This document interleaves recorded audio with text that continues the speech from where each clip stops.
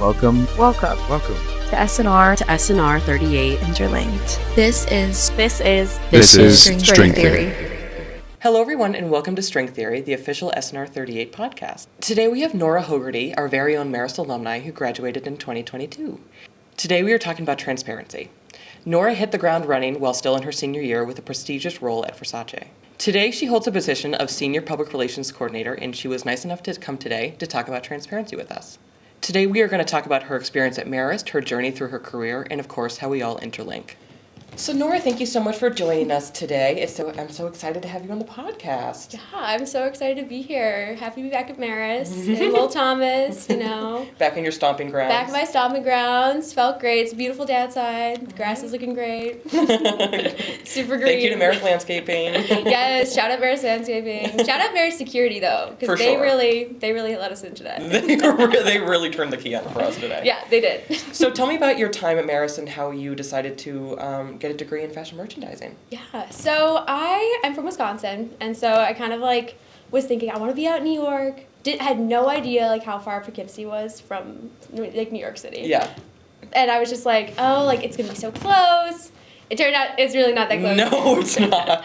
And I learned that later on when I was interning and I was taking that 2-hour train every day, twice a day. I was like, wow, this is really far. But I did pre-college program at LIM in the city. And one of the professors was like, you might like their program, because I was really focused on fashion journalism. Mm-hmm. And so I was they had this great magazine, which was then FMAM, not a measure. And so I went up here and I toured and I was like, this is beautiful. I want to jump in the Hudson River already. And come to find out, you're not supposed to do that. Yeah, come to find out. And I never did. I mean, today might be my day. Yeah. I'm Versace player on the way in. But honestly, it was a great time. Beautiful 4 years. And yeah, I learned to love Poughkeepsie. It has a lot of great things to offer. Yes, she is home now. Yeah. Poughkeepsie is home now. Yeah, Poughkeepsie is home. And the fashion program has grown so much since when I first started here. And it's just great. I love coming back here and seeing how much it's even grown more. Yeah. It's insane. So now you find yourself at Versace in a super, super cool position. Tell me about how you got into that role. So I'm now the Senior Public Relations Coordinator at Versace, and I got in that role actually through a dear friend of mine who also went to Marist. And she and I worked on the magazine together. So when I was a junior, I worked as a director, and so she and I worked on the magazine together. And then she was like, hey, do you want an interview? And I was a senior, and it was my second semester, and I was obviously in that January freak out senior year. Absolutely. Where you're what am I gonna do? What's happening? Yeah, I can't just come back to campus. No, literally. After this. So I was I need to sign up for a full-time job. Yeah. And so I did the job. I started it in second week of January, and I worked full-time on top of being a student, which was insane. Yes. Would not advise it, honestly. No. It was not great. No. And then our coordinator left maybe a month later, so then I was the only person in the U.S. on the PR team. That's cool. Which was insane. Yeah, so that was kind of just me by myself there for, I want to say 6 months. And then I was promoted to senior coordinator, and it's been a wonderful time. Versace has been a really interesting company to work at and grow in. And PR. I really never thought I was going to be doing PR, and it's been a really exciting ride, you know? Yeah. It's it is kind of like the movies, which is it's nice to explain to people. I have a little baseline where I'm I am the Anne Hathaway. It's me. I am Anne Hathaway when I walk in. And it was also I've met her before, and it's been a full circle moment where I'm wow. Yeah. Never wears Prada, me. I was wearing the blue sweater. I was this is me right now. That's I ate an funny. onion bagel. But no, it's been great. I honestly, the job, it really kind of fell into my lap a little bit. But I do feel I wanted to take it, and I just did, and it was honestly the best decision I've ever made. Nora and we know each other because we're sorority sisters, and we By are in the blood. same. We are blood related, and we are in the same family in our sorority, and so it was so funny because we were obviously really close when you started this job, and I remember talking to Lauren. Yeah. And I was like, how is Nora doing it? How is she surviving? The one cabin meeting I showed up to, everyone was what is going on? Everyone's Nora's here! I know. I was yes! But no, I'm honestly so happy I took it, even if it was a lot to begin with. Yeah, where there's a will, there's a way. Yeah, there's Truly. a will. Mm-hmm. So transparency in your role of PR is obviously super important. What does transparency mean to you? I think in the context of PR, it's a lot of, like, PR is obviously, like, kind of fixing the mess and making it look a little bit better. But it's also, like, branding the mess and putting it out in the world and being transparent. And I think I work at a company that is really, really cool, especially because we have that figurehead like Donatella, whose message is so strong. And she really does have a point of view. And so being transparent for me personally, I think it's just, you know, being yourself. Yeah. I feel like that's a big thing. But yeah, I mean, like, work-wise, I would say, like, being transparent is really just, like, trying to feel like you know what you're doing at work, and then also separating your whole, like, life kind of stuff, you know? Yeah. But So obviously in PR, I'm assuming there's a lot of challenges that come up. What's a time where you encountered a challenge and how did you overcome it? every day is a challenge, honestly. You're dealing with a lot of personalities, a lot of people, and a lot of logistics. A lot of deadlines. A lot of deadlines. Everything, every email is urgent, even if it's not. But so every day is honestly, everyone is freaking out. But really, like, how I deal with it is I look at the end product, and I always remember, like, it's gonna get to that place. Like, so then last July, the Margot Robbie Vogue magazine came out, and she's in this gorgeous Versace pink dress. I think it's look 63, fall winter 22, and it's beautiful. And I remember, like, looking back on that, it was so hard to, like, get that look to them on time, get it for everything. But then looking at the magazine, looking at Margot Robbie in the dress, it really was, like, one of those pivotal moments where I was like, this is beautiful. And yeah, it'll all work out. Yeah, and it was, like, so great to be a part of that. Even if it did feel, like, kind of terrible. Even if I lost chunks of hair. No, literally. I was like, she looks great, but I don't. But no, like, honestly, just, like, looking at that magazine and just, like, seeing. And honestly, it was so nice because my parents, like, they bought, like, the entire Barnes & Noble in Wisconsin, like, out shelves of it, and they gave it to all their friends, and they were so excited, and, like, my grandparents were like, oh my god, and it was kind of those moments, like, where you're like, this is what I actually do. Yeah. It was nice to have something to point out and be like, this is it, even though it does kind of stink sometimes, it's totally worth it. But yeah, that's kind of how I do it. I just kind of, like, look for the bright side. You know, it's gonna get better. Yeah. So we talked a little bit about your journey and how you got to Versace and how you started your career. Do you have any advice, personally and professionally, to recent graduates or Marist students who are entering the industry? Honestly, props to you because you pronounced Versace correctly the entire time. Have I? Yeah, you've done a great job. But honestly, advice, I think just go out there. Go on a limb. The first internship I ever had was at Susan Alexandra, and they're in the Lower East Side, beautiful store, helped put that together. And the first thing I did, like, when I was out, like, on Instagram, I was like, I love this brand, I love their message, it's beautiful, this stuff is so cool. I was like, I just need to be a part of it. And so I DM'd them, and I was like, hey, like, do you need any interns? Do you need me to do anything? And then I got set up for an unpaid internship that summer, and it was wonderful. Like, I was running bags across the city, running jewelry, going to, like, their factories, and it was, like, crazy, but it was awesome because it was, like, also, like, a finished product thing. Now they have this beautiful store. It's on Orchard Street in New York City if anyone wants to go see it. And it's just, like, I just feel like you really have to go out on a limb. And even if it's going to be kind of terrible, because it will be, it's all going to be worth it in the end. And anytime, like, even you're thinking about, like, talking to someone for career advice, really just ask around. And, like, what I found is people are more than happy to give their own experience and just, like, tell you how things have gone for them. And that is, like, so valuable. Just, like, having perspective and someone else's perspective to rely on. So I would say DM people. And honestly, just don't stress. I know I was so stressed, like, when I first got this job, and I was so stressed that nothing was going to work out. I was just like, what am I doing here? I don't know what's going on. And everything really works out. And, like, seniors, please don't stress about job stuff.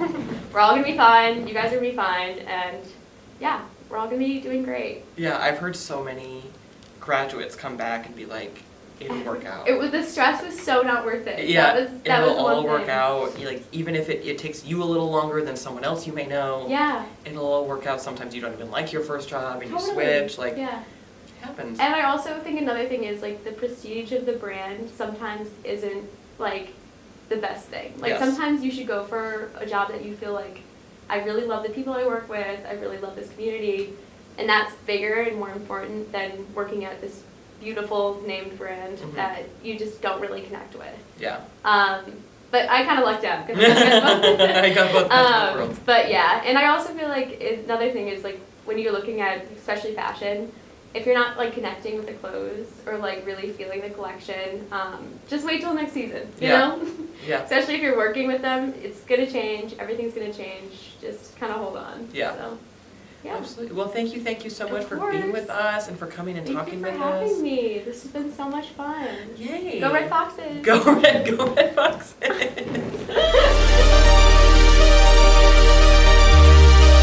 So it's director time here on String Theory, and today I'm joined with my beautiful logistics director, Ellie Thomas. Thank you so much for coming. Hi, thanks for having me. Ellie is here today to talk about her role in SNR, her directorship, her road to directorship, and kind of how all of her responsibilities interlink with the others.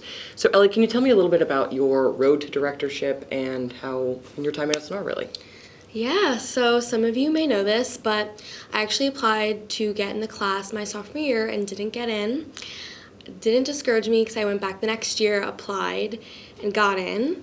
I was really surprised when I got onto the logistics team because I thought I was definitely a little bit more creative. I hated working with numbers, absolutely hated it. Didn't like math. I was terrible at math in high school, so working with numbers, I was like, oh gosh, I'm in for a ride, but ended up loving it, and now I'm here, so I think it went well. I think you did a very good job. It went well. So as many people may not know, the logistics team, kind of the boiled down responsibilities, was actually a productions team job. Yeah. And so the logistics team was created about 2 years ago, and so it's a relatively new group. Right. So tell me about how your team has grown in the past 2 years and kind of the responsibilities you've taken on. Yeah, so as mentioned, the logistics team was not a logistics team. It was part of production 2 years ago. So last year was the first year of logistics. And, last year was kind of like a trial and error. We had our roles and duties, but it was kind of just like testing them out just because it's never been a team before. We deal with things like the budget and volunteers and security and front of house. So, of course, it had to be a separate team. Yeah. That's why it did break off. I couldn't imagine now it not being. Trying to do, like, all of that stuff on one team. Right. It's a lot of work. Yeah. Plus, you're doing production stuff, like model castings and, working directly with hair and makeup and everything like that. So that's a lot. You dip your toe in pretty much every project you do. Yeah. Right. So, which is, something that we have dabbled with, like, last year. And I feel like this year we've grown, exponentially. I feel like we've dabbled a little bit with with ticketing, ushers, volunteers, with branding, with working with behind the scenes to put on an event, creative when we work with the production company and meetings with, McCann and production, and we've done like model and everything. So of course it had to be its separate team. I feel like this year we've evolved greatly, and that comes with a lot of outreach that we've done, whether it be internally or externally. We actually were able to get in contact with a really cool person and his team this year, which we have never done. And, I kind of started off as a little joke with my team and I, and they're probably laughing right now. They're off camera. But started as a little joke, and, they were like, well, why not? What if? Yeah, like, what if? Like, why can't we do this? And I was like, I guess we can, like, dabble in it. I mean, that's not something that we've ever done. So it was crazy to just, like, have this task and, like, go with it. And they've done so much. I'm so proud of them because they are basically, like, the future of logistics. Like, we've only ever been, like, known to do this, and this, and that was all. Like, we had our straight path, and, like, that's all. But, this year we're expanding, we're doing a lot more, and, I'm really proud of them, and I think they've learned a lot of, like, industry experience, like, trying to get sponsors, writing a proposal, like, that's things that you would do, like, in an industry. Like, Yeah. if you go into event planning, marketing, fashion, no matter what, like... And that you may not do in a regular class. Right. So this episode is all about transparency, and what are some of the strategies you implement to make sure there's seamless transparency, especially within communication, within the team, the Marist community, the outside industry, stuff like that? Yeah, so I think within my team, it would be just being on your phone. Mm-hmm. Like, I told them, I think the first week of school, I was like, or the first week of the semester, I said, if you're not already glued to your phone, just You're wait about till to be. after Yeah. SNR. Like, and it's not even a bad thing. It's just because you're constantly answering emails, you're texting Mm-hmm. people, you're reaching out to people, like, you're sending a bunch of emails. Like, Yeah. we probably send about, like, 15 emails a day. Yeah. We're constantly sending emails out. So it is a good thing to be on your phone. Your screen time might suffer The screen a little time's bit. going to be a little embarrassing. Yeah, That's not might something suffer you a might little want to, bit. yeah, that's a quick, cancel of that notification. Right, but it's like, it's for a good cause. Just Yeah. because you're constantly reaching out to people, they're asking you questions. You have to be, on your phone, on your MacBook, on a computer, answering those questions, knowing what you're doing. And that goes within, like, Marist faculty, reaching out to them, answering their emails, always being online and ready to work is just something that we do as a team. So I would just say, like, constantly just, like, answering emails. So throughout the SNR process, you make a lot of decisions, point blank. So who needs to be the point person, volunteers, security, all that, press passes, stuff like that. What do you do to ensure transparency in that decision process? So more of like the Marist community, the outside industry, stuff like that.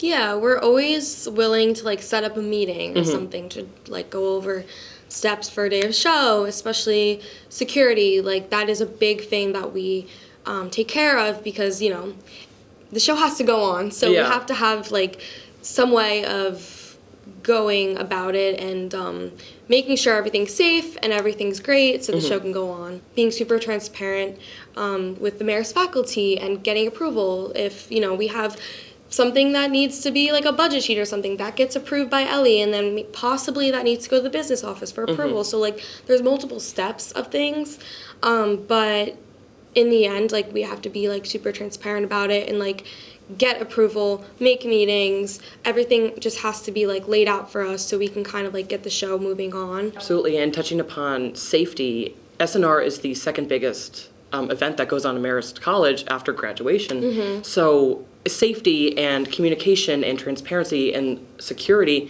that's a huge thing, because if we were just to be like, first come, first serve, seat yourself anywhere, that would be crazy. And doors open at 6:30, show starts at 7. Like, we need people sitting down quickly. And so I think when it comes to SNR, there's, videos and promotional stuff, and there's so much that goes on. But safety comes down to, like, one of the biggest things about it. Yeah, there's a whole process that needs to go into security, like, make meetings with the head of security and, McCann and the town. And it's like you're constantly reaching out to people to ensure that, like, everything's set for the day of show.